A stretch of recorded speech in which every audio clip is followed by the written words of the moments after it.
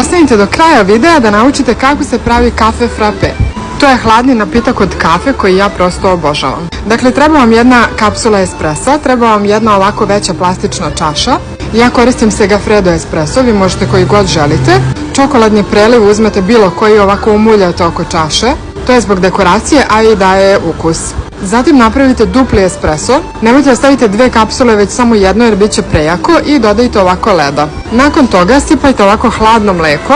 Nema potrebe da to mućkate i mešate jer će se ova dekoracija takozvana raspasti. Onda na to stavite šlag koji najviše volite. Ja koristim Presidentov jer mi je stvarno top ukusa. Stavite naravno što više, nemojte se štekati. I na to preko ide još ovog sosa od čokolade, odnosno preliva. Možete staviti preliv od jagode, nutele, karamele, šta god da želite, šta god imate u kući ili volite. Boga mi, ja popijem 2 ova dnevno i super mi dođu. Detetu pravim isto ovo, samo umjesto kafe kakao.